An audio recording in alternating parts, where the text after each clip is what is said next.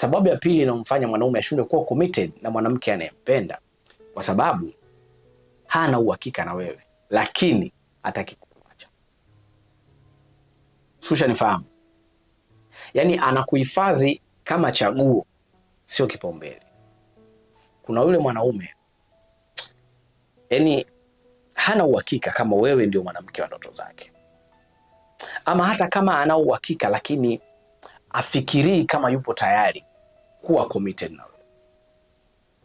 Sio, unaelewa? Kwa hiyo anakuweka kama chaguo kwamba ikatokea nipo tayari basi nitamuoa, ama ikatokea sina chaguo lingine basi chaguo lingine ni. Kwa hiyo ni wale wanaume ambao kama wanasubiria pengine kuna mwanamke atatokea zaidi yako, kama wanasubiria labda kuna wakati mzuri utakuja mwingine mimi wa kufanya maamuzi. Si unanielewa? Unajua tunasema kila siku 85% ya watu waliofunga ndoa sio wale waliopendana kwa dhati. Yamkini leo mwanamke anaweza kaolewa na mwanaume kwa sababu hiyo ni nafasi tu imetokea, ila yupo mwanaume ambaye yeye alimpenda na alitamani aolewe naye. Yamkini leo mwanaume anamuoa mwanamke sio kwa sababu ndio alimpenda ama ni chaguo lake, ila kwa sababu ile chaguo lake ameshindwa kumuoa ama kumpata kwa sababu ya mambo mengi, basi amekuoa wewe. Kwa 80% ya ndoa nyingi watu wanafunga wakiwa sio machaguo yao wanaofunga ndoa.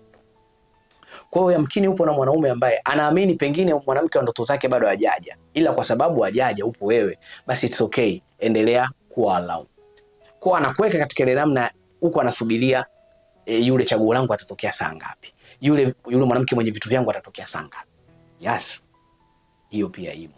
Na ndio maana unaweza kuona mwanaume anaweza kukaa nawe miaka 3, akuoi, akutambulishi, akampata mwanamke ndani ya wiki moja tu, unashangaa kuna ndoa inafungwa. Mwanaume anapenda wanawake weupe, lakini in that time ana wewe mweusi.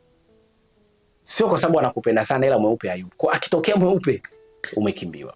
Mwanamume anapenda mwanamke mweusi, ila yupo na wewe mweupe. Kwa hiyo sio kama anakupenda sana wewe mweupe, ila akitokea mweusi anakukimbia. Anapenda mnene, wewe mwembamba, anapenda mwembamba, wewe mnene. Kwa hiyo kuna vitu vingi vinaweza vikamfanya yeye asiwe na uhakika kama ni kweli anatakiwa afanye hayo mambo.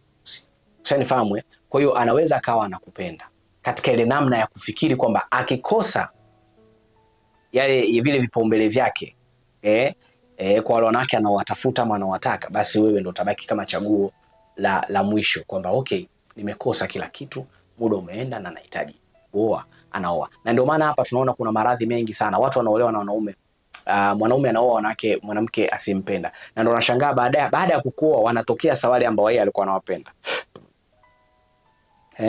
Unaona kabisa anakuoa, mume wangu ananipenda, kumbe anakuoa kwa sababu hana chaguo.